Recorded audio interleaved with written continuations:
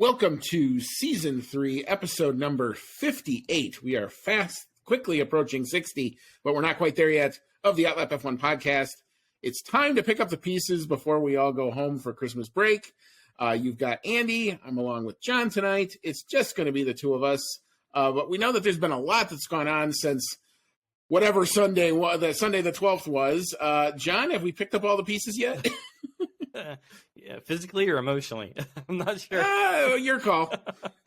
No, not entirely. Okay, sort of. I've just basically had to stay off social media for the last few days because every time I think I'm in a good spot and I'm just like ready to move on, if I just get on social media, then I'm just riled up again. I'm like, all right, I gotta hop back off there again. Yeah, it's been one of those where I'm like, I go in, I put my foot in the thing, and I go, nope. Yeah, we're gonna just hold up. I basically just devoted my social media time to hating on the Bears, so that kept me focused and busy, over the last few days. There's a lot of if you wanted good, focused, legit frustration, they're all there for you. Yeah, it was easy picking, and all the fans are aligned into the same direction, so there's really no controversies or anything.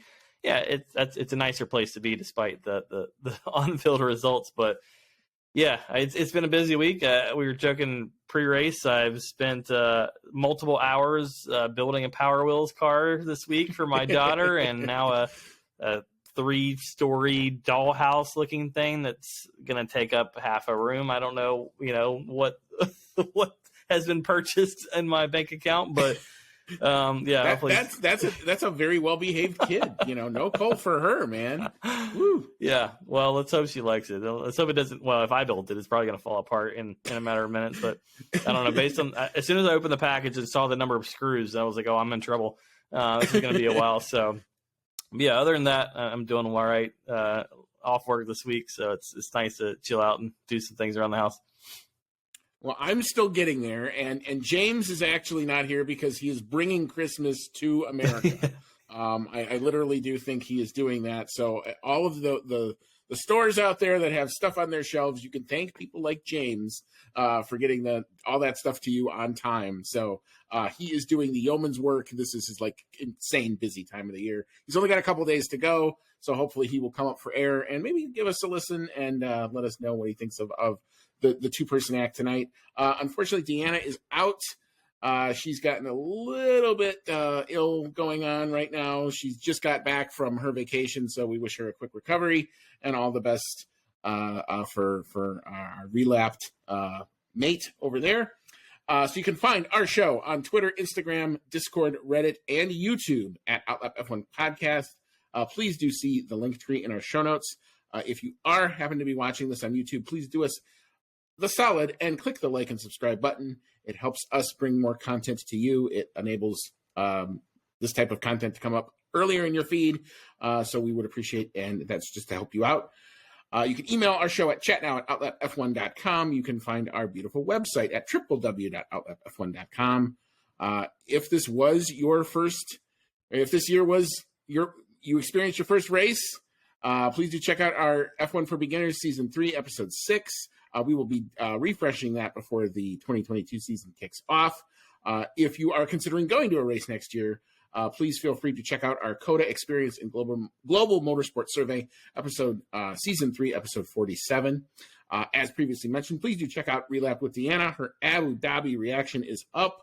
It was crazy. It's, as she would say, a great time. So please do check that out on YouTube. Super thanks again to the Outlap F1 Nation who continues to step up. We still do want to get that sign in Zandvoort. I have Fernando Alonso running over your names. That's what we're trying to do. Please do check out our link in the show notes, $1, $5, anything you'd like to give. It all goes back straight into the show. We're not taking any money out of this for sure at this point. So please feel free to donate at your leisure. And just a special thank you to everyone in the Outlap F1 Nation, whether you donate or not, for making our latest episode our most downloaded and most played episode ever in the history of the podcast, and that is by a wide margin. It wasn't even close. So thank you, everybody who checked us out. We hope you liked it. We hope we have some new fans that want to stick with us, and if you're been with us from the beginning, thank you again as always. So that's very cool. As a reminder, if you are still looking for your last-minute Christmas gift or your after-Christmas gift that gets delivered whenever it does, please do check out the good folks at Manscaped. We continue to offer the 20% off and free shipping with our code OUTLAP. That's OUTLAP. As always, we're proud to bring that to you. We do have a new sponsor joining the podcast for this episode, BetterHelp.com/listener. Join over 1 million people who have taken charge of their mental health. Again, if you're looking for that, it's BetterHelp, HELP.com/listener. Please do check that out. We know times are tough and sometimes people struggle, and this is a way to get some quick help, kind of anonymously, if you're so inclined. So there was a lot of stuff. When we last left off, we were basically in shambles. We didn't really know exactly what was going on. So what we've done for tonight is we kind of wanted to just pick up a timeline of what happened since you were last with us on Sunday, December the 12th. We'll go through that. We'll have John react to it. So you ready, sir? About as ready as I can be. All right. So we'll get into it. So reliving the pain. Yes, exactly. Well, hopefully, yeah, we'll just go through what happened. Basically, we left off with Mercedes filing their intent to appeal after the stewards rejected their on-site appeal of the decision of the lap 57 safety car mess. But essentially, there was no movement Monday or Tuesday. Everything was just kind of status quo. Moving on to Wednesday is when things actually started to happen. On Wednesday, Lewis Hamilton was formally knighted in the UK, and congratulations to him. He is now officially Sir Lewis Hamilton in the UK. And we did get our first statement from the FIA about the Abu Dhabi Grand Prix. They have announced a probe into the air quote safety car controversy. We do want to have some quotes that we will share here. Quote, this is from the FIA now. The circumstances surrounding the use of the safety car following the incident of driver Nicholas Latifi and the related communications between the FIA race direction team and Formula One teams have notably generated significant misunderstanding and reactions from Formula One teams, drivers, and fans.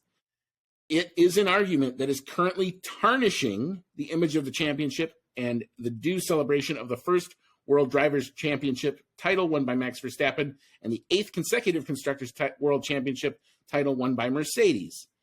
It is not only Formula One that may benefit from this analysis, but also more generally all other FIA circuit championships, and the FIA will therefore do its utmost to have this in motion with Formula One governance and will propose to the Formula One Commission to give a clear mandate for study and proposal to the Sporting Advisory Committee with the support of Formula One drivers so that any identified meaningful feedback and conclusions made before the beginning of the 2022 season can be enacted. So this is a very, very wordy statement that's basically saying they're going to now do one of their very famous probes into what happened. They will probably run back the frame by frame as they do, and we'll see what comes out of it. Now, at first blush, I understand from a lot of the reaction that I saw that everyone said, well, that's not enough.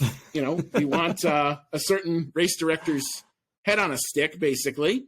And when we didn't get that, nobody was very happy about it. But what I would tell you is, you know, listening and watching how this organization does do its business, this is the first step on the way to actual, if there is going to be any meaningful change that comes out of this, this is the first step in how they actually do it. Will it be enough? Time will tell, but this is at least the first step. So you got to at least give them that at least they're looking into it. Yeah, like you said, it's a wordy way of saying we'll look into it. We're not going to admit any fault, you know. And honestly, when it all comes out and it all shakes out after we have this probe or this investigation, whatever we want to call it, I still don't think there's ever going to be any fault that's admitted. There might be some swooping changes as a result of those probes, but yeah, it's going to be one of those things that, you know, it's almost like we joke, you know, even with Mercedes launching their appeal immediately after the race or whatever, like the stewards and the bodies that be there, you know, they're not going to penalize, they're not going to throw the yellow card on themselves, you know, kind of thing. You know, they're not going to say, oh, my bad, you know, yeah, we totally jacked that up. just scratch the race, let's count back a lap and call it.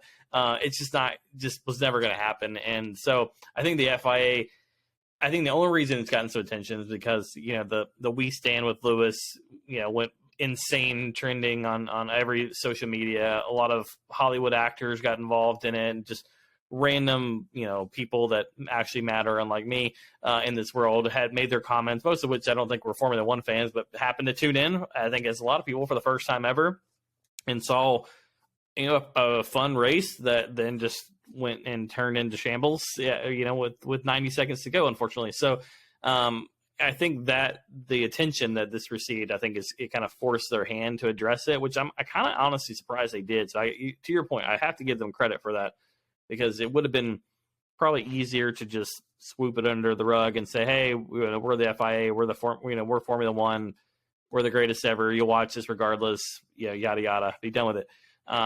So it is at least interesting that they, are investigating this, and we'll look into it. Will I think that there's any fault that will come out of it or anything admitted?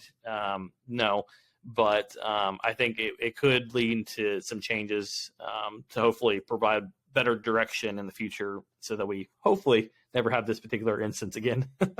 Yeah, I think the easy one, or the low-hanging fruit that I'm almost positive that they're going to do, just because I've heard a lot of consensus on this, is you're not going to have the team principals being able to call the FIA directly, or at least the race director directly anymore. It's going to have to get filtered, whether that's going to be a separate person that hears those arguments and then translates up, or however that's going to work, I don't yet know. But I can't imagine that we're going to continue to see people just pelting the FIA radio with lobbying like they did. I mean, even Toto Wolff came out after he broke his silence and said, look, we both us and Red Bull probably took it way too far, upon further review. So that's an obvious one.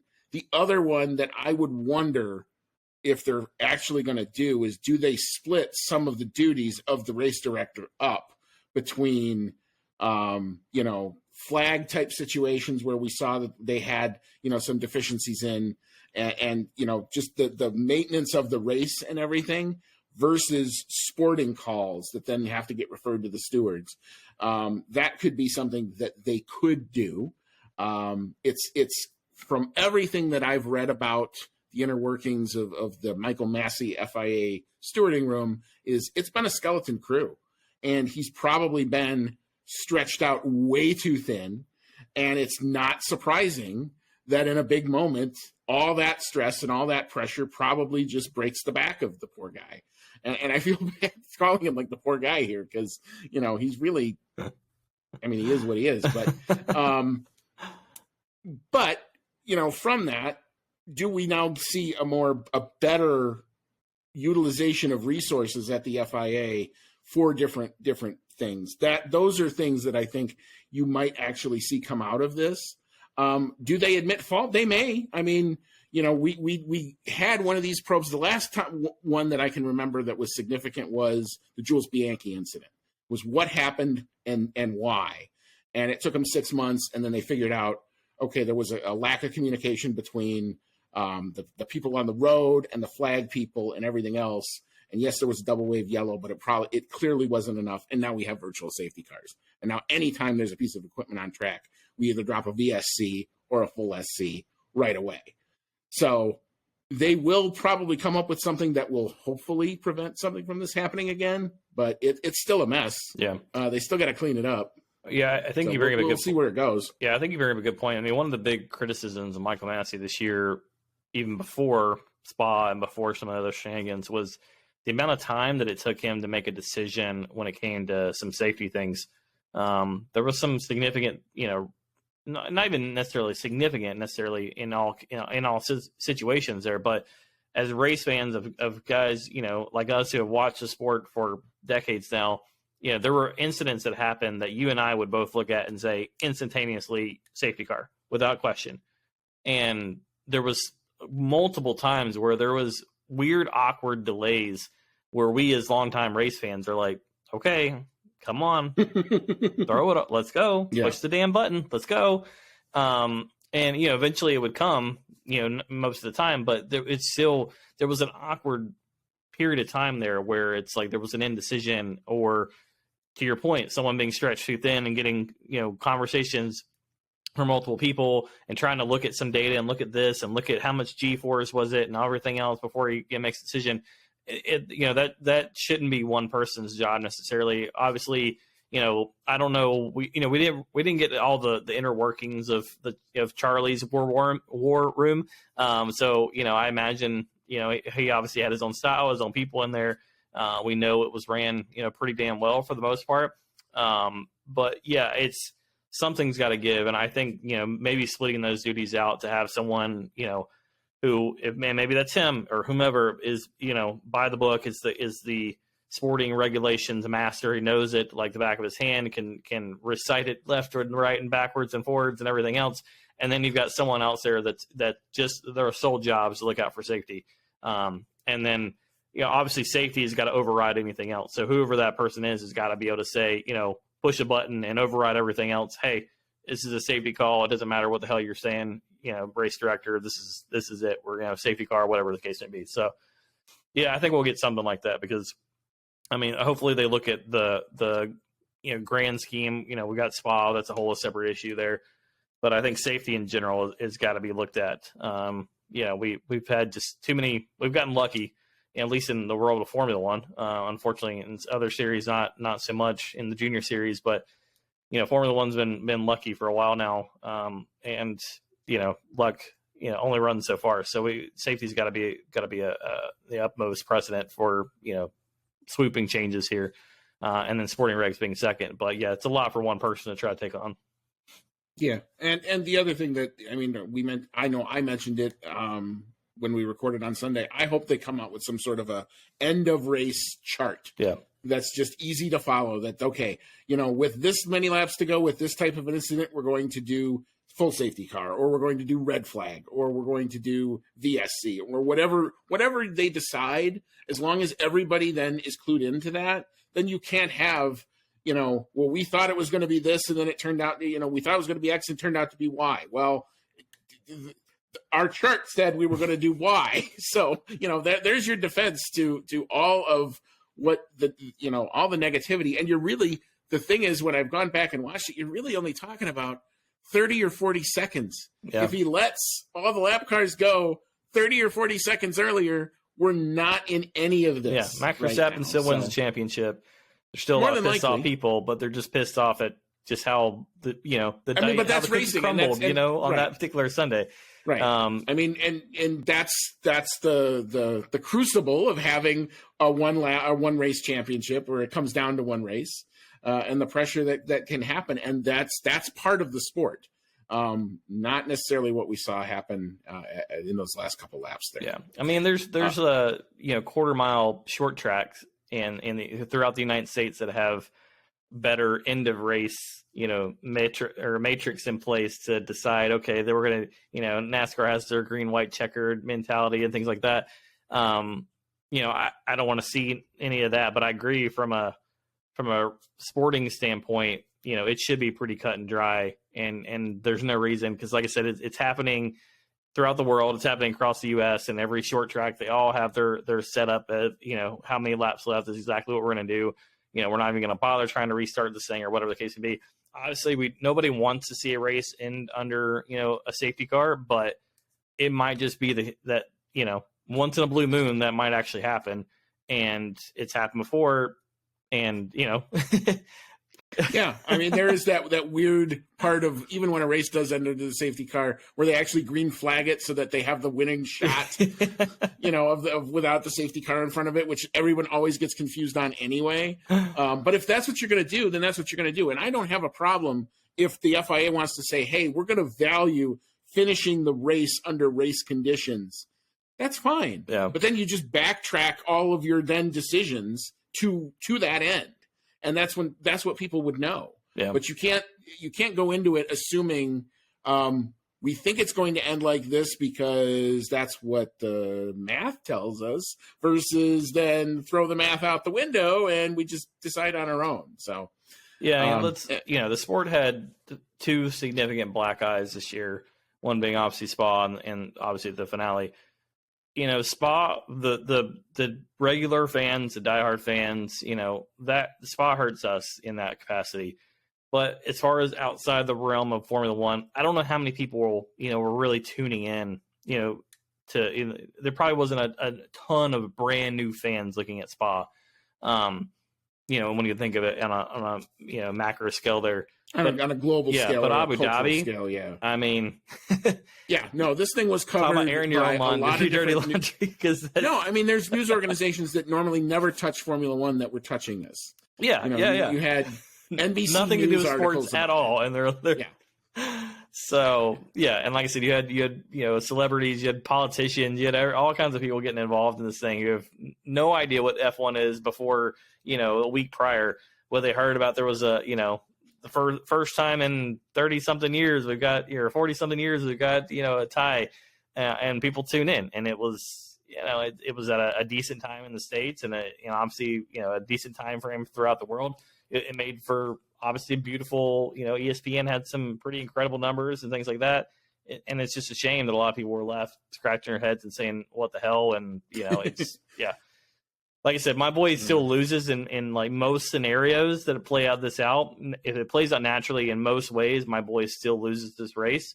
But again, there's no controversy, and the FIA can chalk it up and say, well, we had a hell of a good season. Thanks for tuning in. See you next year. But instead, we're talking about this. Followed standard procedure is always the easy and automatic defense, and that's what they took themselves away from. So we end up taking all of this now. Okay, so now we had we're going to look into it statement on Wednesday, and then Thursday was finally when we finally got to see some movement. The first statement coming from the wife of Toto Wolff, Miss Susie Wolff. Very, very well-worded statement. I thought it broke about, I think, 3-something a.m. our time. So this is probably, I think, the best part of her entire statement. I'm not going to read the whole thing, but her quote, "The decision of one person within the governing body who applied a rule in such a way that has never been done before in F1 single-handedly decided the F1 Driver World Championship. Rules are rules, but they can't be changed on a whim by one individual at the end of a race." I thought that was very poignantly stated, and I think that's the macro view of, I think, a lot of fans, if they actually turn around, step back, and look at what happened. Yeah, no, I 100% agree. I mean, it's bad enough, I'm sure you've seen that. You've done this, Andy. As an American F1 fan, you probably spent most of your life, like me, defending Formula One and trying to preach Formula One to the newcomers and to get them in, and there's no overtaking, and we hear all this, and we're always defending our love of the sport, and we finally get some mojo. We finally get some things going in the right direction here. But it's one of the big things that people criticize is the fact that some F1 rules get changed mid-season, and that's bad enough. We saw it a few times even this year. So it's I think anytime you have a sweeping change, regardless of whether it's small or big, I don't think it should ever be done mid-season. You set the rules; those are the rules. Be done with it. It's just, you got to live with the bed that you make. Yeah, and for better or worse, just that is what it is. You can readdress it in 12 months, and you change it if it's a bad rule. You change it. But yeah, I 100% agree with her. I mean, we have our own examples. I'm trying to remember the race off the top of my head. You probably remember, but I mean, we had a race where the rules were followed by the book, and we finished under safety car. And again, there was no controversy. No one cared. No one said anything about it. And even Michael Massey defended his action, saying, "Well, these are the rules. This is why we finished under safety car." So I mean, and we've had races, like the Baku precedent that was set where we red flagged it with 2 to go. And even in the moment, I was almost thinking, oh boy, this is kind of NASCAR-esque. But, I said, but you know what? It's within the race distance, and how else were we going to get going again? And we had an issue of tires delaminating and popping. So, together with all of that, I was like, okay, this makes sense. Yeah. And then those last 2 laps, I mean, we all remember hearing Mark Webber screaming on the Channel 4 broadcast of that race, because that's an awesome moment. Yeah. All started from that red flag decision. So I mean, there's times and places for all of those types of things, you just have to you just have to keep on to, again, as a referee, I would still be looking at what are our normal procedures, what are our agreed upon things that we all understand what's going to happen. When I make this call, does everybody know what it's going to be? Yeah. Yeah, I mean, nobody knew what was you nailed it be. right on the head there. There should never, whether the situation is, everyone who's in the know, all the teams, everything should know, this is what happens, this is exactly what Michael's going to do. It sucks. It might help us today, it might hurt us today, but this is exactly what's going to happen. And there's no sense in arguing it because he's going to do exactly what he's supposed to do. That's how it's supposed to be. I mean, we see it across all forms of sports. The rules are there. They should be applied evenly. They aren't always. And we've seen things in sports throughout the world, unfortunately, where referees have played a huge impact on the outcome of a game. But yeah, the global scale of this was pretty phenomenal, unfortunately. But yeah, I agree with Susie 100% on that one. Yeah. So about an hour after Susie came out with the statement, we did finally get Mercedes ended their social media and all media blackout with the following statement, and it basically reads kind of as follows. We hereby withdraw our appeal, ran a statement from the team. Together with Lewis, we have deliberated carefully over how to respond to the events at the Formula One season finale. We appealed in the interest of sporting fairness. We have since been in a constructive dialogue with the FIA and Formula One to create clarity for the future so that all competitors know the rules under which they are racing and how they will be enforced. Thus, we welcome the decision by the FIA to install a commission to thoroughly analyze what happened in Abu Dhabi and to improve the robustness of rules, governance, and decision-making in Formula One. We also welcome that they have invited the teams and the drivers to take part. And so, with this statement, this now brings the official end to the 2021 Drivers' World Championship. The FIA Gala happened about maybe 2 or 3 hours after that, notably with Toto Wolff and Lewis Hamilton not in attendance. It was also notable that the Constructors' Champion Mercedes winning car, as well as their Formula E winning car, were absent from the winner's photo shoot that tends to go out with all the FIA Gala and all the accoutrement associated with that. But at that FIA Gala, Max Verstappen was officially crowned. He was finally handed the Drivers' Championship trophy, and so ends a very long week for me as an F1 fan. I'm sure for you as an F1 fan, John. Oh, yeah. I didn't even watch the FIA Gala. Normally, I make it a point to if they put it on YouTube, which they did this year, to watch it. I didn't want to have anything to do with it. Yeah, I watched. Obviously, with the time difference, it was still middle of the day for us, so had a lot of things going on today. But I did, was in and out basically, and a lot of people were criticizing. It didn't seem to be the most exciting show on earth, which, let's be honest, it rarely is. There's a reason why Kimmy got drunk a couple of years ago, right? But yeah, it's I saw little bits and pieces between meetings and things like that. But yeah, it was had a couple of comical moments, a couple of awkward moments, par for the course. So it was all good. But yeah, I mean, there was, like I said last week in our review, I didn't think this was how Lewis was gonna. I was like, I will be shocked if they actually carry through with this. I think you said the same thing.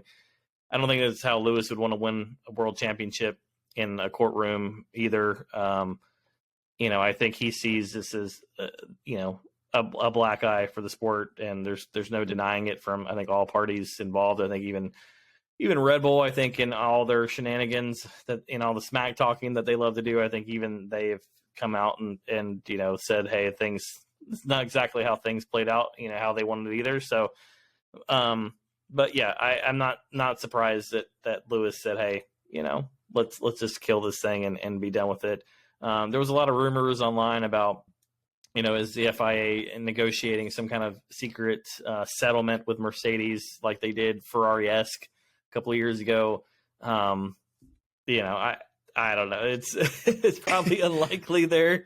I think they said, hey, we need to get some change here, and we're gonna make sure we have a seat at the table. So if you want us to continue racing in your sport, we're gonna create a committee, and we'll be make sure that we have a giant seat there with our names on it. So it's probably the best that Mercedes could ask for, and I think the FIA would happily agree with that. So yeah, I think they ultimately decide to withdraw because they can't win even if they win.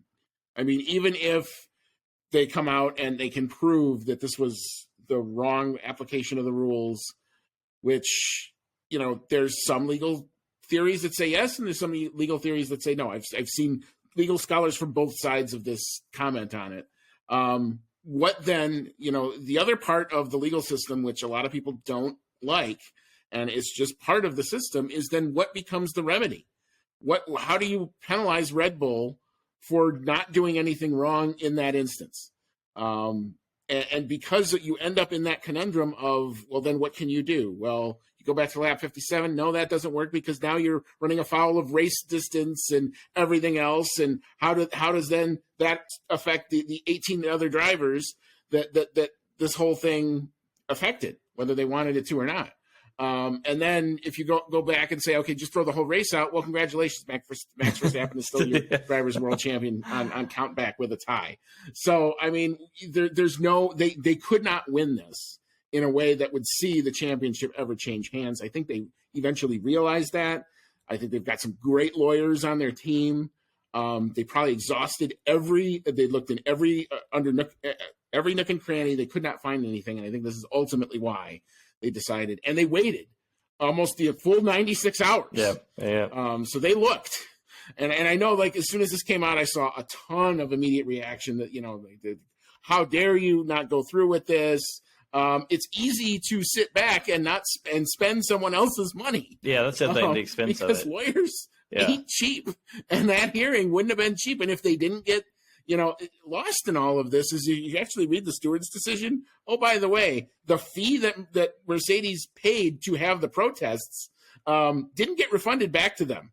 So they were out that money. So could you only imagine what a hearing would cost? They'd probably get slapped with the entire cost of the hearing on top of their lawyers, on top of probably Red Bull's lawyers. Yeah, 100%. Red Bull would go after them for that. Yeah, 100%. Yeah, and that's the thing. If this would have gone forward, this would have drug out for months. I mean, this is one of those things that we could be rolling in to Bahrain next year, and still this could be dragging out. And especially in the middle of a pandemic, it's not everything is a priority in this world. And as much as Formula One is a big deal to us in the grand scheme of things, I don't know, if it's number one priority. And when you start getting into, obviously there's motorsports, legal systems, and everything else involved, but still, this is just something that is probably would have gone for months on end, for sure. And tens of millions of dollars and pounds later, we still probably end up with the same result. And then you risk, if you're Mercedes, you risk at what point does the court of public opinion start to turn on you? There's always that fine line there between like everyone having your back. Right now, they're at least they won one thing. I mean, obviously they won the constructors championship, which is what pays all the money, by the way. But and they also have the court of public opinion coming into next season. I think a lot of people that traditionally are anti-Lewis, anti-Mercedes are like, hell yeah, make sure that boy has the fastest car on earth. Like let's need redemption for Lewis. So they've gained a lot in that. While they lost a lot, they also gained a lot in different ways. So it's all for the best, unfortunately, to not drag that out because there's no winning that battle. So so end it. Like we said, we had the gala, we had Max get crowned the champion, and then we had an FIA election because John Tott did step down. He did retire, and we have a new FIA president. And as expected, Mohammed Ben Sulayem was elected the new president of the FIA. He is, a little bit of background on him, he's a 14-time FIA Middle East Rally champion, having competed from 1983 to 2002. He's had a number of roles within the FIA, most recently being a member of the World Motorsport Council. So they're the ones who approve all the calendars. And when rule changes go through, there's that committee that they always come out with. They say, we have agreed to it. And then 2 months later, oh, yeah, by the way, the World Motorsport Council met and we've agreed. And now it's actually official. He's a part of that, was that committee that would vote yay or nay on those types of things. He will now fulfill a 4-year term as the head of Formula One's governing body.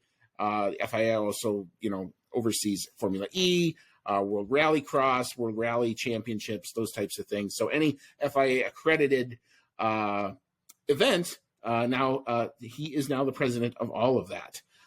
It was noted that he kind of ran on a campaign of change. His opponent was a BRDC member, British racing drivers, by the name of Graham Stoker. And Graham Stoker was basically seen as John Tott's handpicked sort of replacement.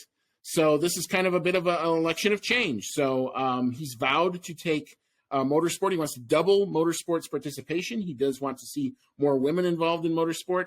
He wants to also put best practice governance structures in place and strengthen both diversity and inclusion within the motorsport community. So at first blush, I think this is a good move.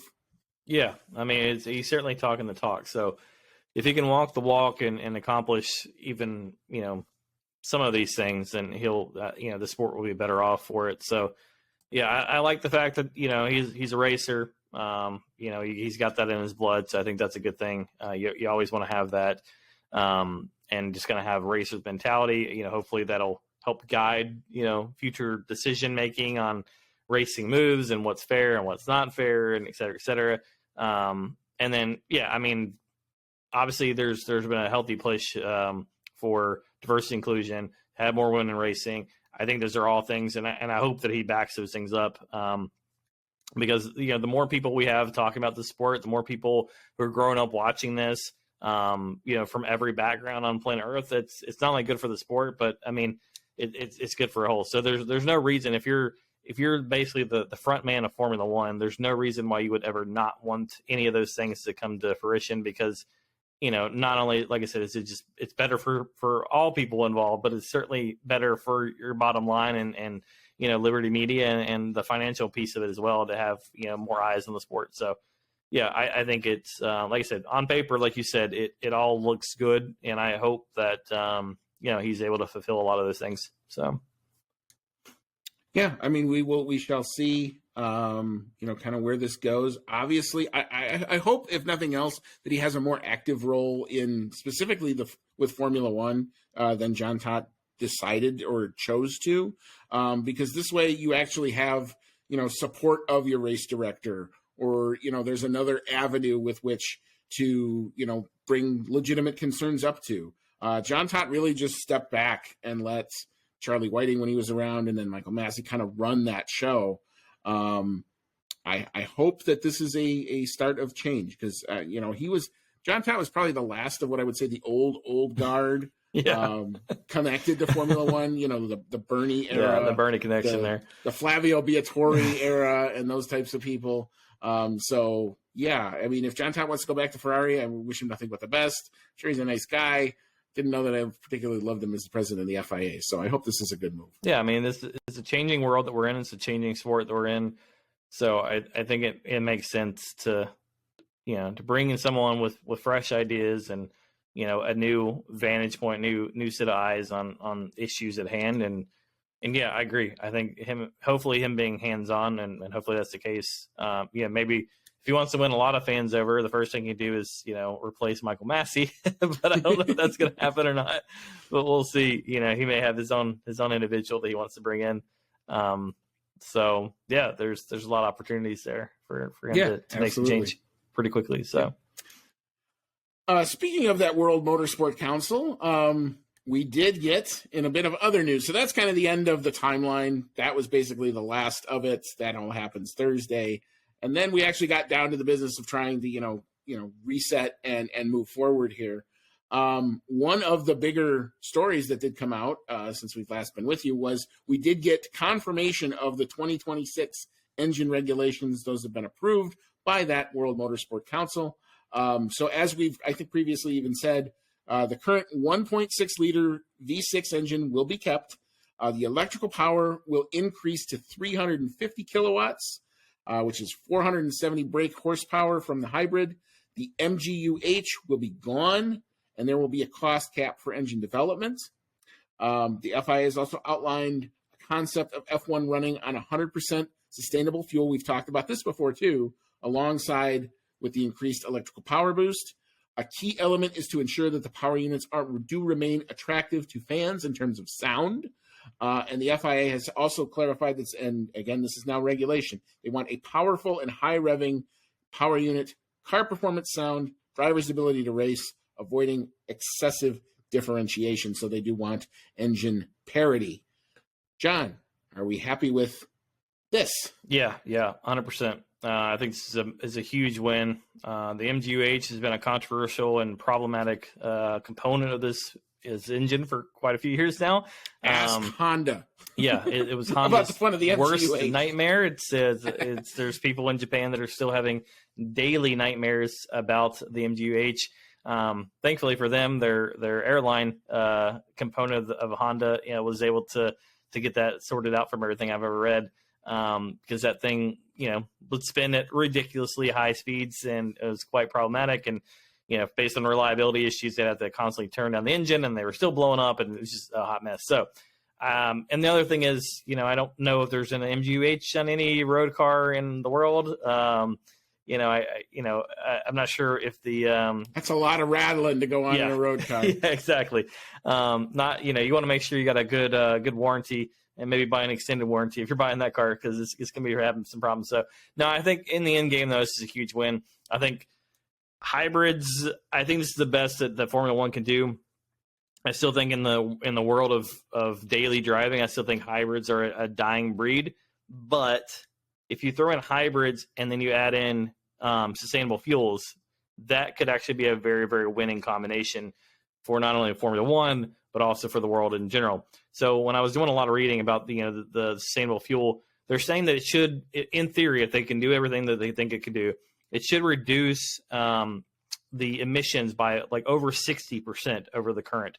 So if you can apply a fuel that, obviously there's a huge push for electric vehicles in the world. A lot of, manufacturers and even, some large portions of the world from a political standpoint have said, hey, by 2030 or whatever, we're only going to allow electric vehicles in our countries. If you can create, but the problem is you still have hundreds of millions of, petrol burning, diesel burning cars and trucks on the world, that are going to continue to run for years and years and years. So if you can develop a fuel that is cost efficient and can reduce emissions by 60-something%, I mean, that's a huge win for sustainability. It's a huge win, like I said, for Formula One and for the world in general. When you talk about climate change and everything else, I mean, that's a massive win to be able to keep your gas-powered car that you love so much, and be able to burn fuel that's cheaper and burn fuel that's a hell of a lot better, for future generations. So I think that's a massive win. I think the other thing too that they called out here, which is a massive win for me. I mean, well, obviously 350 kilowatts, that's nothing to shake at. I'm an EV guy, so I love hearing about that. More power is more power. I don't care where it comes from. But the high revving engines, that's something that's a major, major miss that we've had for since 2014. A lot of fans have never, ever gotten to experience those ear-piercing, ear-bleeding Formula One sound, and every fan should be able to do that. I think it's crazy when you can go to a Formula One race and not even have to wear, headphones or earplugs or anything else, and you can have a conversation with the person next to you the entire race like it's nothing.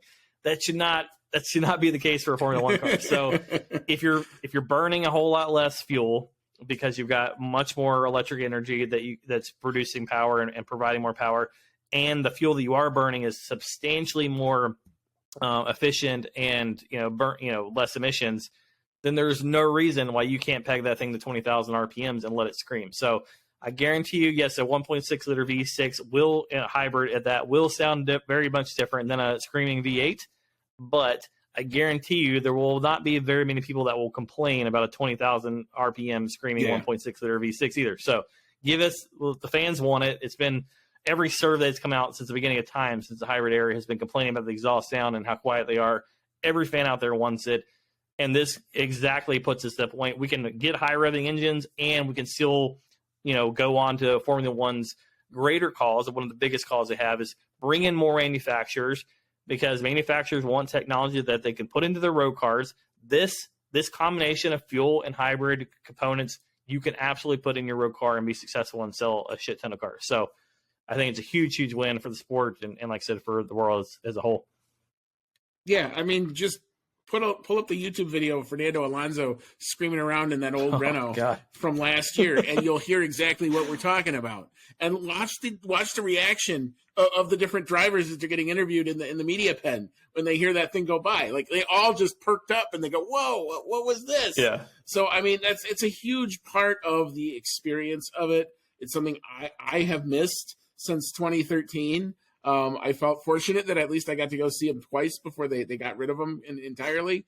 But it was a completely different experience from 13 to 14 in what you brought in terms of ear protection and what you could and couldn't do in the stands. I'll give up having the conversation with the dude next to me if it means that I can have my. We'll just buy the little headset that has the mic, and we can still talk to each other and still have ear piercing F1 cars going by. So we'll get that 5G wireless thing. There you go. Finally figured out. It's a win-win. But no, this is a massive benefit, and obviously the next piece there is the manufacturers, and the potential for growth there is enormous. So I don't know if you want to cover that piece. Good segue right into our next story. So upon hearing the news of these 2026 engine regulations, Audi has informed the FIA that it intends to confirm an F1 entry in 2022. Now, that is horrifically vague. And when you dig into what they actually said, there's not a whole lot of clarity here. So we don't know, is this one, just an engine supply? Do they just want to build engines? Two, do they want to come in with a works team? And if they do want to come in with a works team, is this one, a new F1 entry, which would give us 11 teams versus the 10 now? Or would they, two, potentially go and try to take over an already existing entry? Because we do know that there are some teams that have been hurting financially.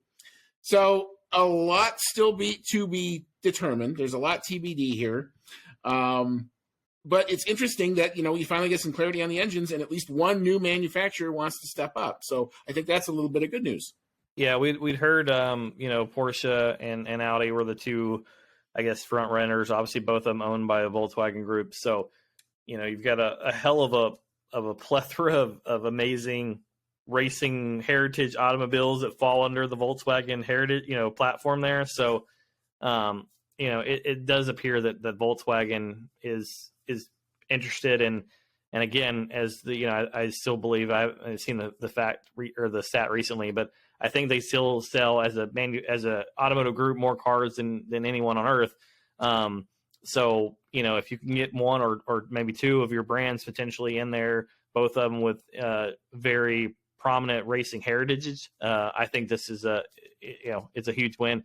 Yeah, I hope this is not just a slap an Audi sticker on a car and call it a day thing.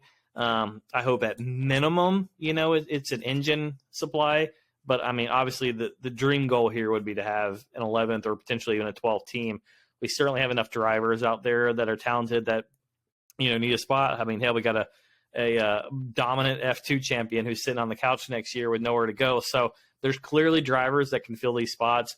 We know Volkswagen, although they were hurt obviously severely with the Dieselgate situation and everything else that came with that, and they're still paying the long-term impacts of that, especially in the United States and things like that with all their settlements there. But from a financial standpoint, this is something that Volkswagen is still doing all right for themselves, and has the resources to invest. And like I said, they're Audi and Porsche would both of them be incredible to have on the grid. And who knows, maybe they work together. We talk about, Ferrari and Haas and Alpha and obviously Red Bull and AlphaTauri. And, maybe they have a kind of cohesion set up there and collaborate with each other, both of them running, Audi engines or whatever the case may be. And kind of, utilize the cost caps and the new regs for their benefit and have success. So if Audi is going to come into the sport, you can almost be guaranteed. I mean, they're going to throw everything at it if they're fully committed. They're going to throw everything they have at this to be hopefully a champion one day. So that's only a good thing for the sport. So. Yeah, I mean their WEC entries were always near the sharp end of the grid. So this is not an organization that does things lightly. I would personally agree, and I would say I hope that it's a new F1 entry, a fresh F1 entry. So we would have 11 versus 10 teams on the grid. That's at least then, you've got some competition at the front and then the back of the grid. Because, one team's not going to get any prize money. So there's motivation to develop and spend money. Gunther and Haas, I'm looking at you when I mentioned that. So you can't do what they did, which is just kind of sacrifice a year, for the good of the future. But we'll have to see where this goes. I mean, again, they just said intend to confirm. They have not confirmed anything, but we will keep our eyes on it. Again, watch our Twitter. If anything breaks, we will pass it on to you. Last story before we do take a quick break, and then we'll get into a couple other stories and then some listener questions. Mick Schumacher and Antonio Giovinazzi have now signed reserve driver deals with Scuderia Ferrari. John, this is the natural progression for your Mick Schumacher theory. Yep. It's all happening. The Schumacher signs grid is one step closer. Yep. I would say It's the pieces are starting. It's a shame that James isn't out here to give me crap about it. But I mean, I've said it for a long time. I think a Schumacher Sainz pairing would be quite successful and quite popular. And, we talked about last week with Vincenzo about, obviously he's a diehard Scuderia fan, first generation over here from his parents from Italy. So he's got everything at stake with Ferrari. And even, he said and agreed with me that he thinks Sainz should be the number one guy there. And there's a lot of interpolitical things going on at Ferrari. So who knows how that'll all shake out. They've invested a lot in that and probably made a lot of enemies, internally to make that happen. So, don't know if it's going to happen overnight or anything, but it's certainly interesting that they obviously see that the guy has talent. You can't fault him for being in a Haas car that's not being developed, but for the most part, he dominated his teammate, and I think he learned a lot. He made some silly mistakes in Formula 2, but obviously came back and won a championship there. And the guy's got talent, so I think it's just a natural progression of what could be. Hopefully, if you're a Ferrari fan, and hopefully for anyone really, hopefully this isn't something that has to be used, because obviously this would only occur if one of the drivers were unable to race via injury or COVID or something. But I did want to clarify that he's still going to be racing with Haas. Yes, this is just in case he's the second reserve driver. So obviously, if one of the Ferrari drivers couldn't go, Giovinazzi is the natural candidate. If both of them were out in the same weekend, that would be when you would see both potentially Schumacher and Giovinazzi driving for Ferrari, at which point then Haas, I would assume, then would call up Enzo Fittipaldi, assuming that he's healthy again and able to do that.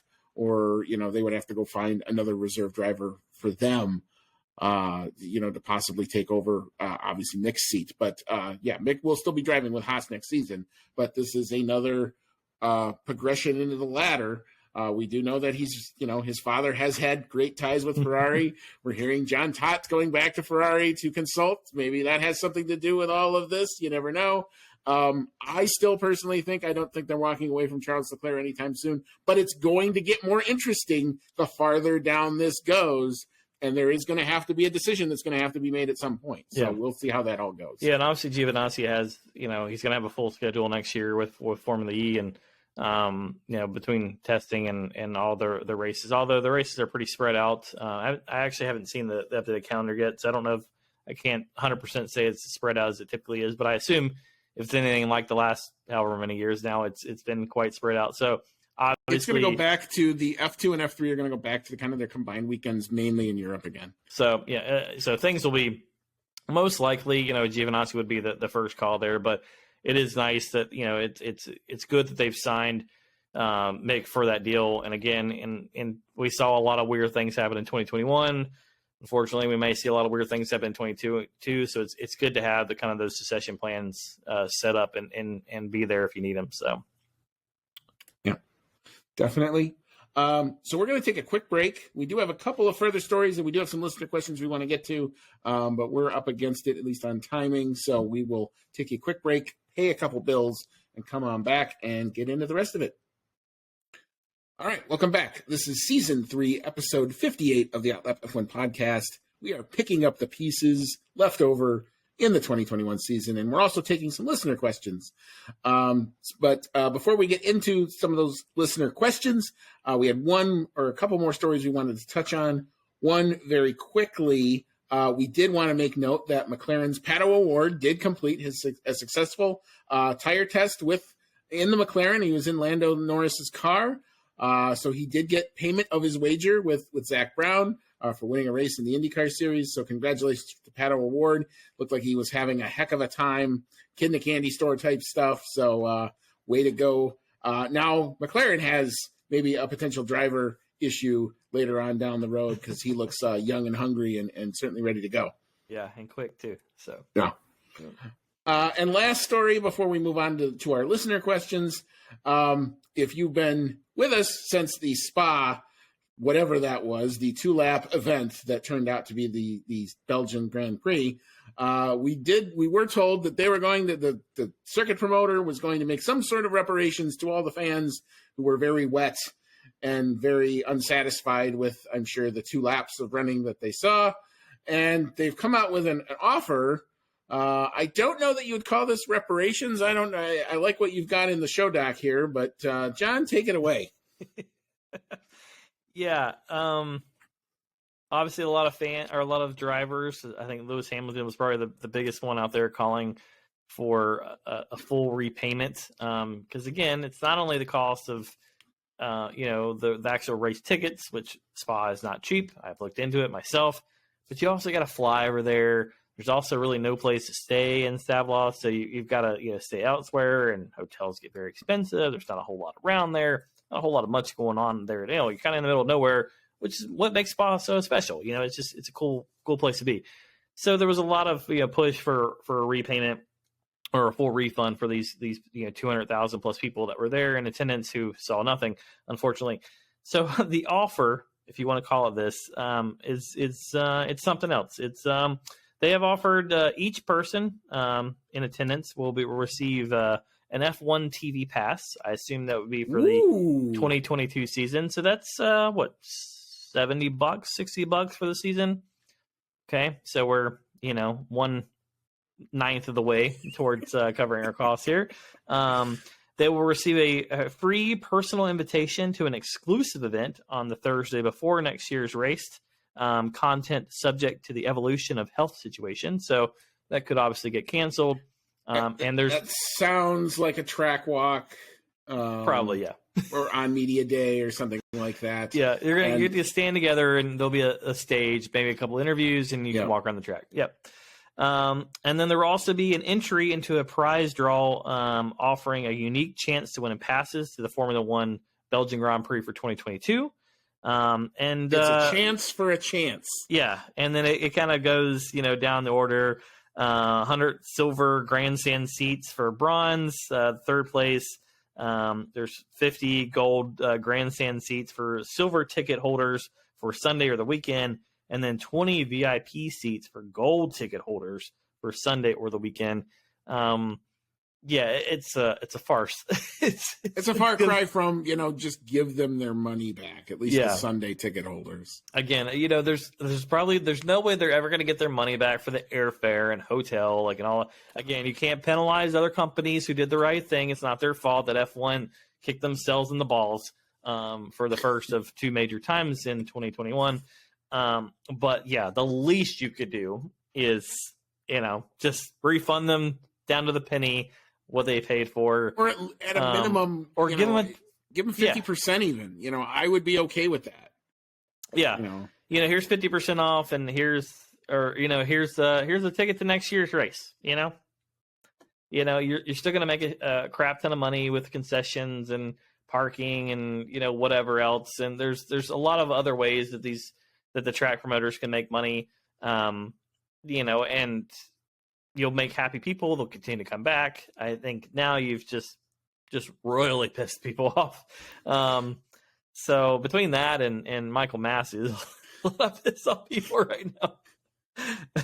It's a little warm on the F1 social media right now. So Yep. yeah, I mean, if you were a ticket holder and you were, disproportionately disadvantaged by this, I feel for you. As a survivor of the 2015 wet weekend at Circuit of the Americas, I will never forget drying my socks off with the hotel dryer, praying to God that my shoes could get dry because I had to turn around and try to go, the next day after spending it for a qualifying session that never happened. And then I left the track too early, and I know Bernie Ecclestone actually opened up the pit lane and let at least people go and get really close to the cars.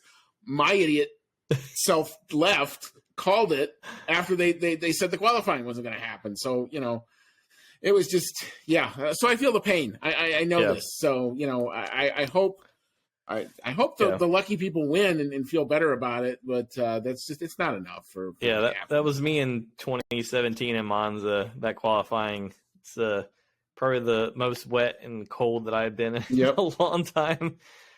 Just literally there sitting on a metal grandstand shivering. Yeah, there's places on clothing I didn't know water could go, and it went there. So enough. Yeah, I remember Will Buxton replying to a tweet that I had that weekend, and he was like, "Bring your wellies." And at that point, I was like, "Hey, what's a wellie?" And of course, I'm already in Italy, so I'm like, "Oh, this is bad."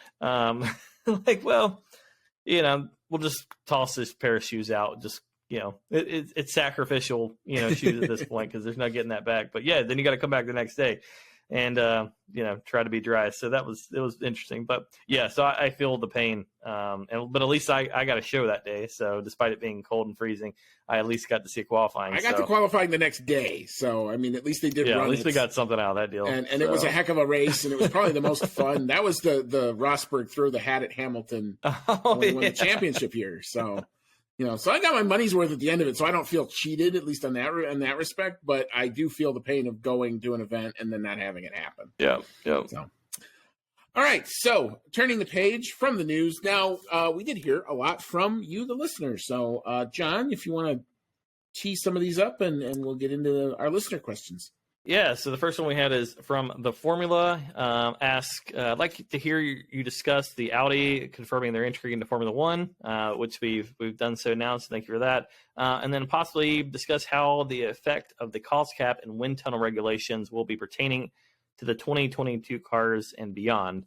So, Andy, what's your thoughts on that?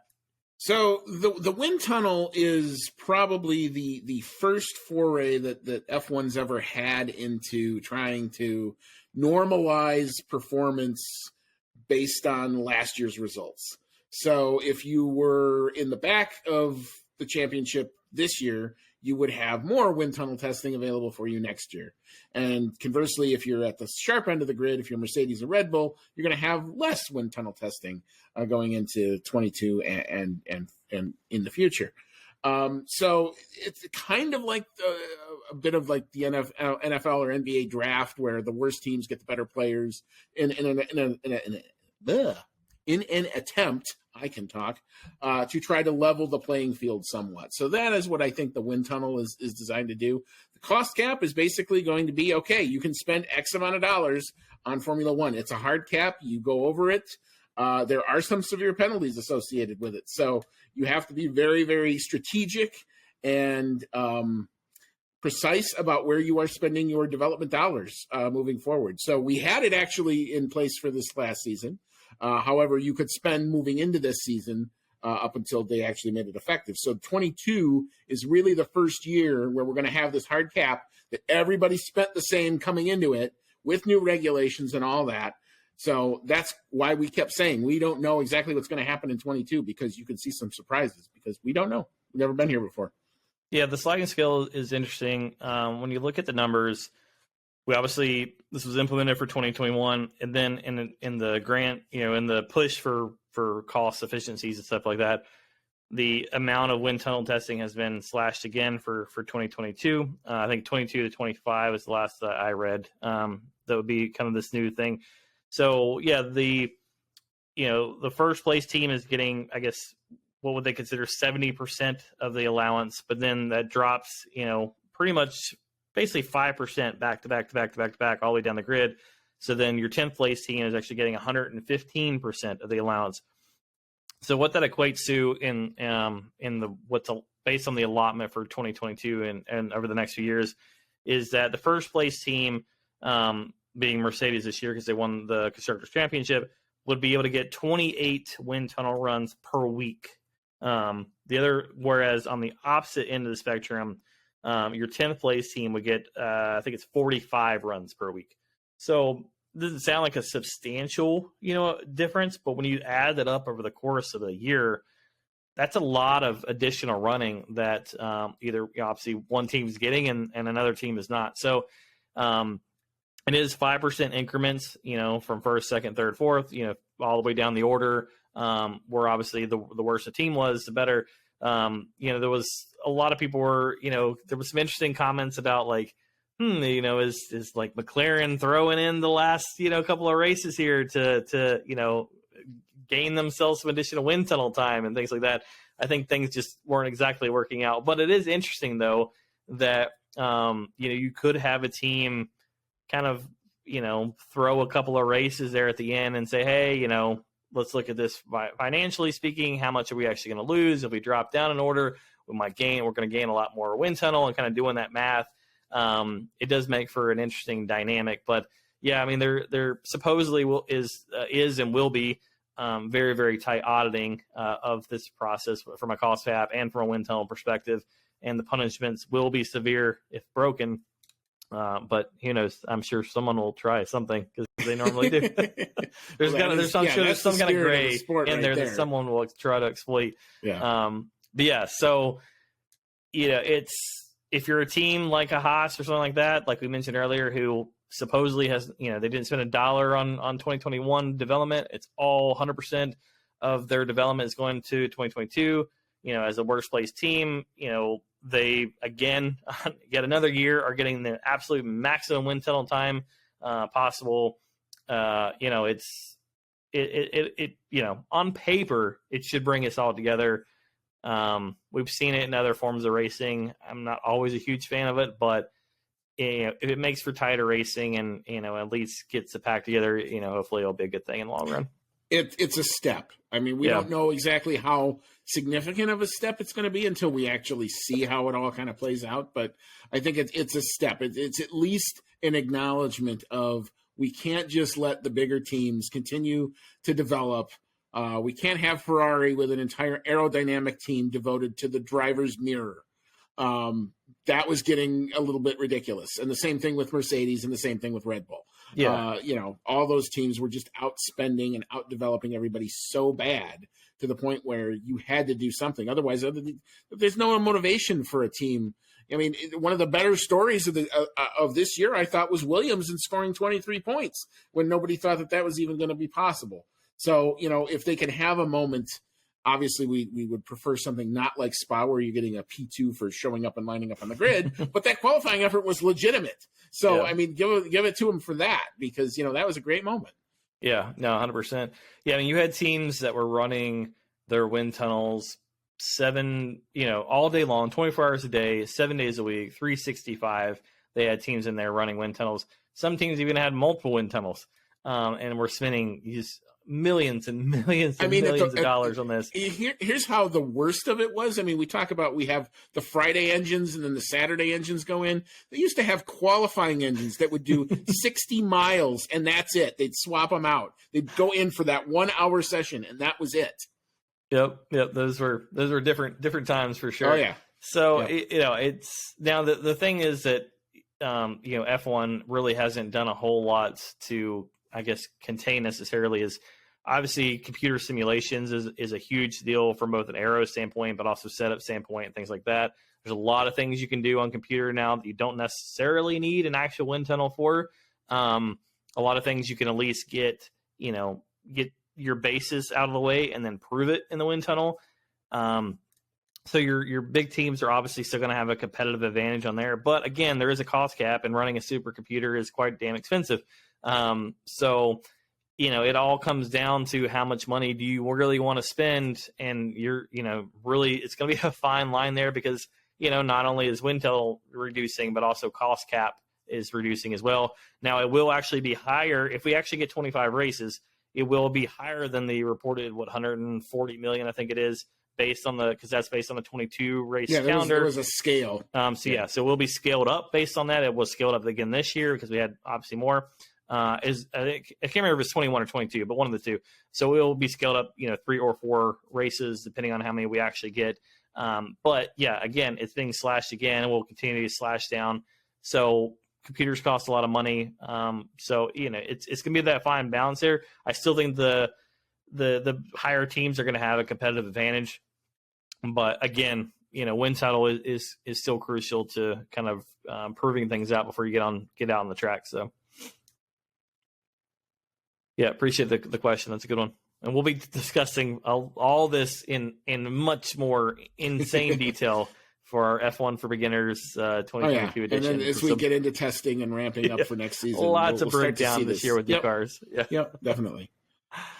So Yank Talkin' Smack, hello and welcome to the show, writes, would you guys be able to talk about how you think the regulations would hit the teams in the lower part of the grid, i.e. Haas, Williams, Alfa Romeo, for example? Everyone talks about how it'll hit Mercedes, Red Bull, and Ferrari, but not necessarily the lower teams. So my initial thought on the 2022 regs for the new teams is it's an opportunity. It's a massive opportunity. It's probably the best opportunity that these teams have had in over a decade to make some hay. The next Adrian Newey aerodynamic genius is out there somewhere. And a lot of these teams have probably gone young and hungry. So who's going to be the one that comes up with something innovative and new that somebody else isn't necessarily thought of yet? And now here's the opportunity to actually be able to not only have the idea, but to develop it and get it on the car. Where before, a lot of these guys, when they get just soaked up by these bigger teams, young guy gets a new and great idea. Oh, congratulations. He's the third aerodynamicist in Ferrari now, because it's Ferrari and that's what they do, or McLaren or Mercedes or whatever the big teams were at the time. So I think it's a massive opportunity for these teams to really make some hay, come out strong. You could see now, we've been dogging Haas all year. Haas has got their Ferrari dude in the back pocket that they haven't even deployed yet in Simone Resta, who's been working on nothing but the 2022 cars since he was hired there. So what's that effect going to be? That could be a huge thing. Williams getting the infusion of money from Doralton Capital are going to be spending hopefully close to the top end of the cost cap for the first time in forever. So what does that do? And Alfa Romeo getting some sponsorship dollars from them, continuing to be involved in the sport. The Ferrari connection, does that flow down? Does that new power unit that Ferrari's been, developing for their main team flow down to these other teams too? So I think massive opportunity. Yeah. Haas, Haas is one of the ones that I think benefited from the cost cap because, to your point, there was some Ferrari personnel that were strategically moved over to Haas to stay employed.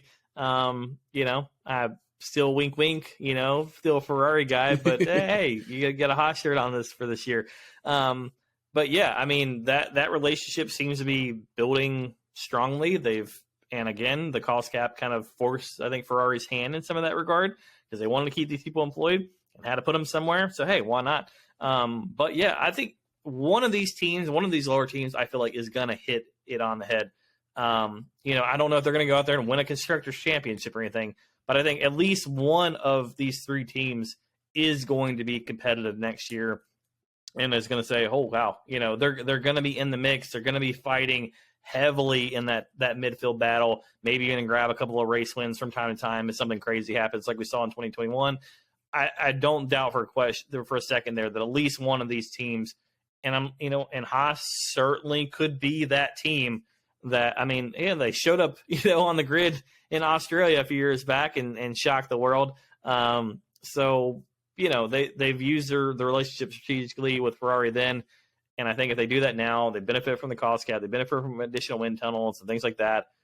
Everything's primed for one of these teams to step up. And so there's no excuses really not to, because they're all got funding now. and they've all got kind of a level playing field from a rules and sporting regulation standpoint. So now's the time. I agree with Andy. Yeah, and we will have to see how this plays out. That's why we're going to watch it in 2022 for sure. So Peter on poll has the next one. He says, hi, guys. Hope you're doing well. Love the podcast. I appreciate that. Questions for the show tonight. So, Andy, who's the greatest F1 driver, in your opinion, without a title in the grid and in seasons past? Current grid, who you that's a going loaded one. Current grid, like who I think is the best to not basically be in contention. To not win a title, yeah. Who has not won a title yet. I think I would probably go Sergio Perez just because of the length of his career. Dude's had many opportunities, never really gotten in with a top team until now. And, now he's the Red Bull second driver, as was evidenced in the last race. Driver all time without a title. Oh boy.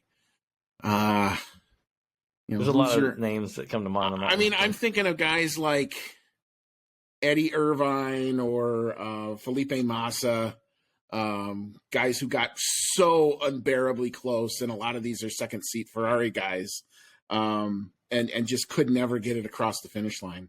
Yeah, those would be my two immediate ones. I'm sure there's better answers. Yeah, no, those are good. I forgot about Massa. No, that's a good one.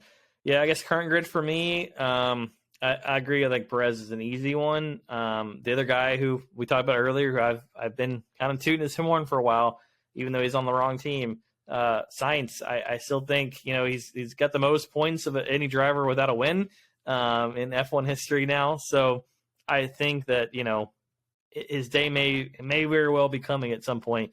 But yeah, I would certainly put him in that equation as well with Checo. And then if I look back. Yeah, I mean, there's the Rudimans out there. I think statistically, Sterling Moss would be with the most wins without a championship. But the Coulthards, the Mark Webber was insanely talented and pushing Vettel throughout that.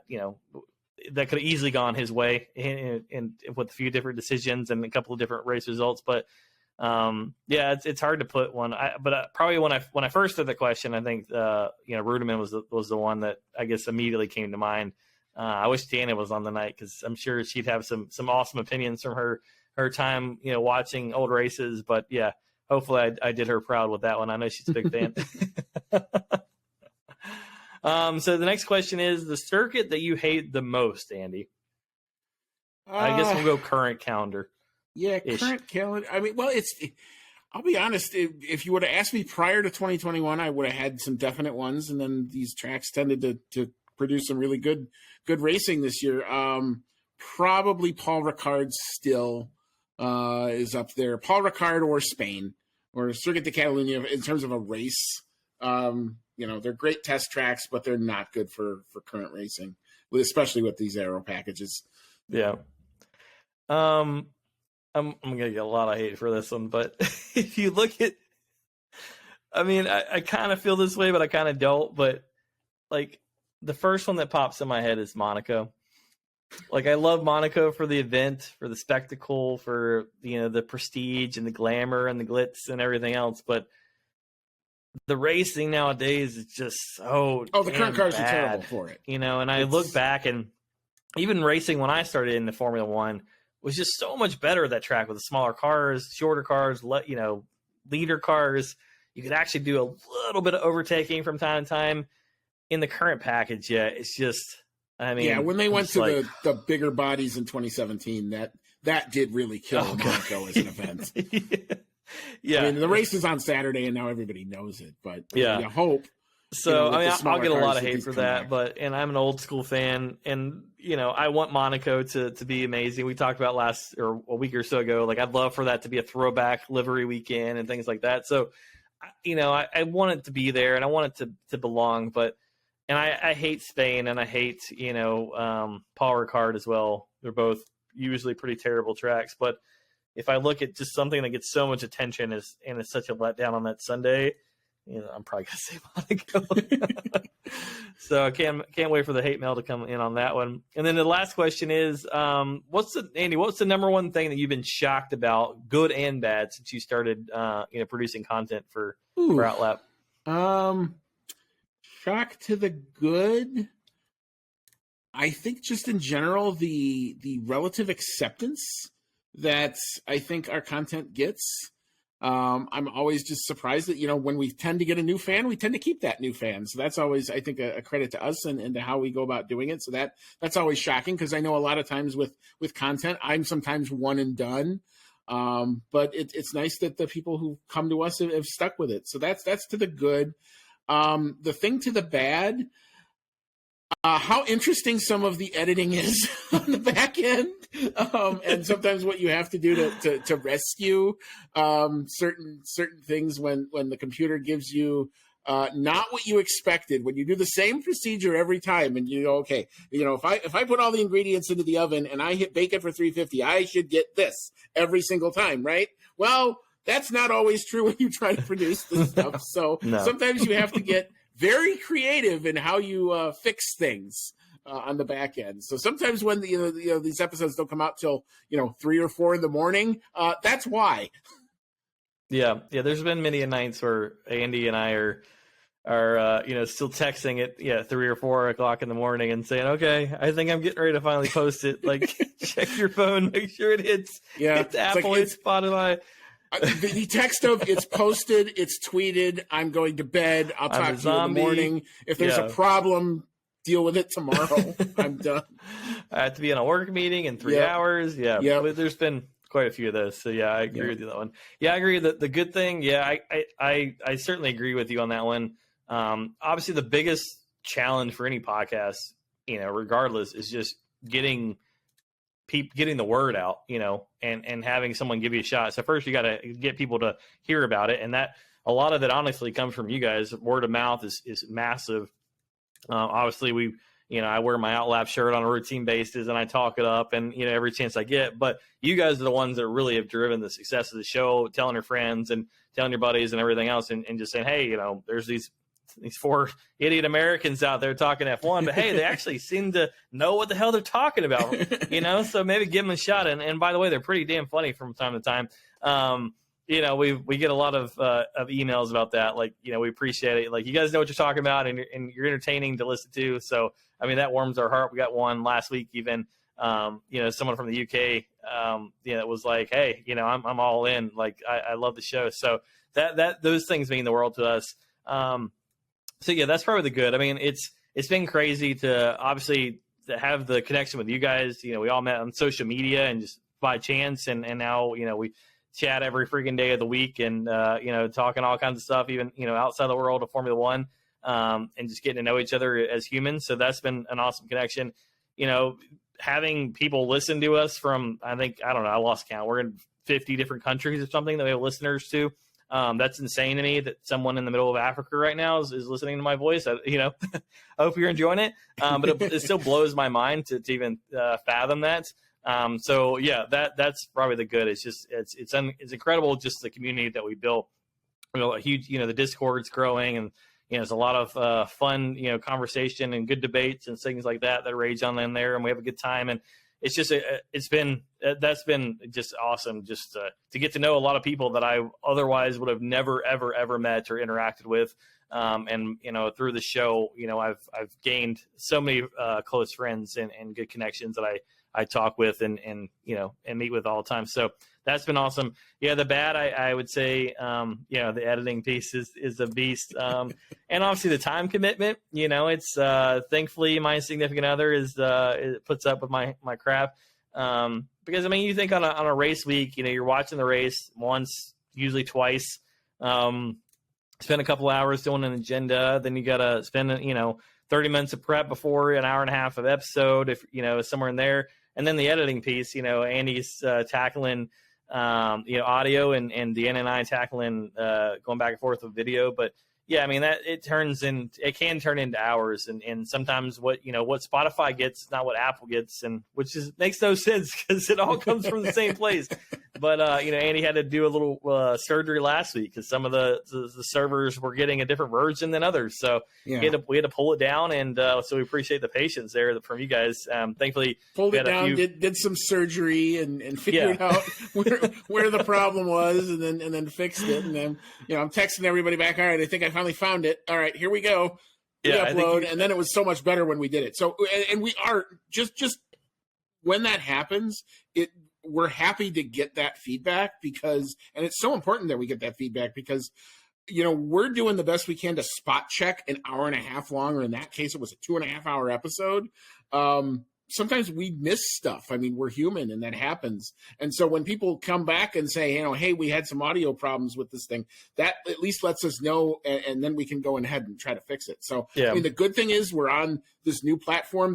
You have so many more options to fix now, where on our old one, you really couldn't. So we just kind of had to live with what we got. But with this, there's so much more that we can fix if there are issues. And when we're learning, I mean, that's the other thing is like that entire exercise for me was a learning experience because I was like, well, okay, this is probably how the really, really, really good ones do it.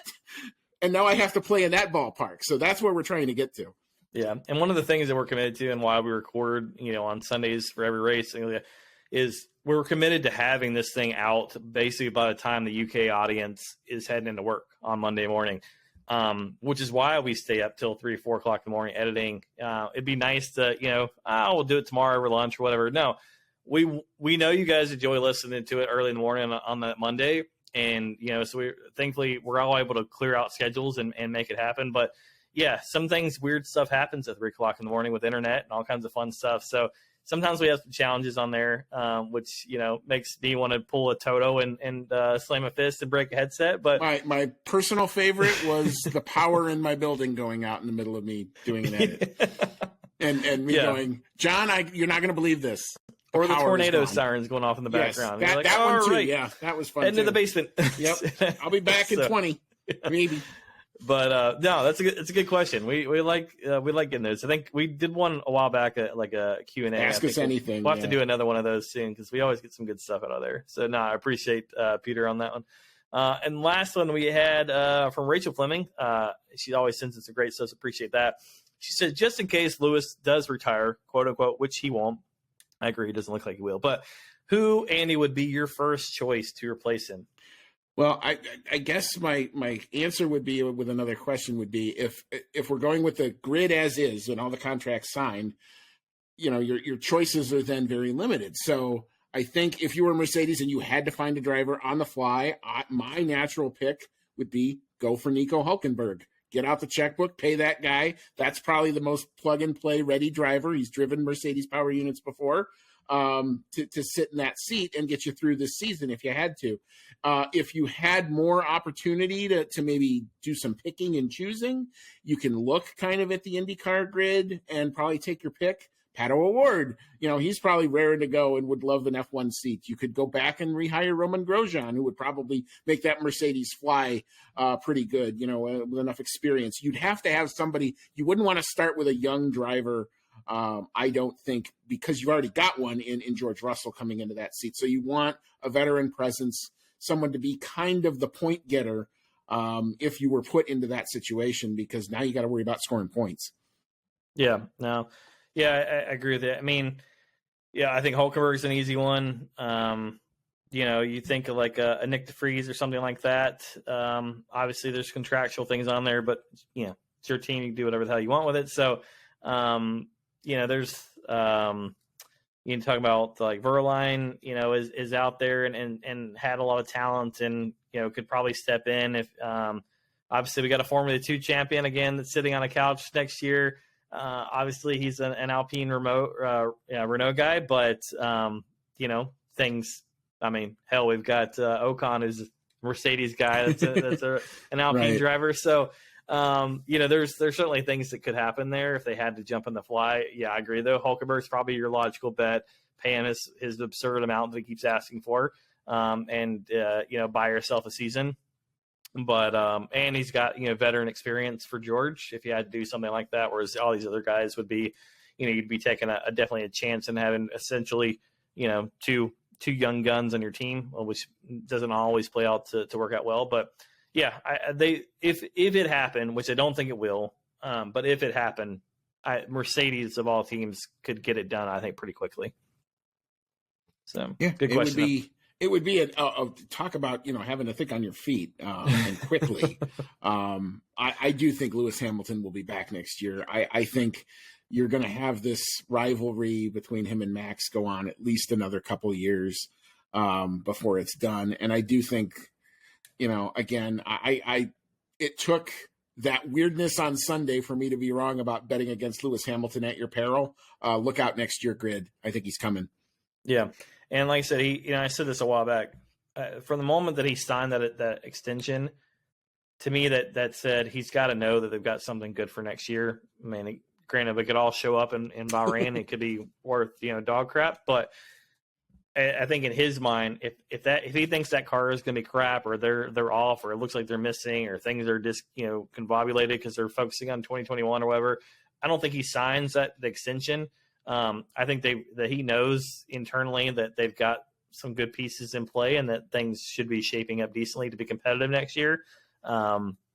So yeah, I don't think he's going anywhere. I know he's alluded to it. I know he's quite pissed off, and rightfully so right now. But yeah, I mean, from everything he's always said throughout his entire career, he wants to do his talking on track. It's always a race. I think he's going to be coming for vengeance next year. And again, doing that talking on track. So, it may make for a hell of an exciting season. Hopefully so. Yeah. I mean, if that's the case, I think we all win. So I think that's what we all want. Yep. So we appreciate the questions. They're always, we've got a relatively short off season, but we're planning on recording, throughout most of it. Obviously we'll take a break for the next couple of weeks for the holidays. But yeah, I mean, we'll be hopefully filling the airways throughout the off season. So we love these Q&As. We'll probably we'll throw out the opportunity for every time we record. We'll throw the opportunity out if you guys have things you want us to discuss or questions or comments or whatever. We'll be happy to get on the show. So we appreciate it. Yeah, and I know we're gonna have there's two end of year episodes. I know we've got in the pipeline. One is kind of our year end grades for the drivers and the respective teams, and then. I don't know if we'll do a separate episode, but we probably want to dig out those predictions from the beginning. I just remember that being a very funny episode, and we can all laugh at each other as to how bad we are at predicting the future. The supposed experts. But hey, John's the one with the trophy, not me. I'm the one. Let me grab that. Yeah. See, there you go. There it is. Always keeping it close. There it is. So yeah, I mean, I guess that's basically it. Over and out for 2021. We will be back probably after the start of the new year. So here's to you, 2021. It's been a heck of a year. I don't know if it's going out with a bang or what it's going out with, but if you are making travel plans to be with your family and loved ones for the holidays, please be safe throughout all of that. There are lots of things going around in the world around it. So we wish everybody nothing but the best, safe, happy, healthy new year. And we'll see you all in 2022. And as always, may all your laps be fast.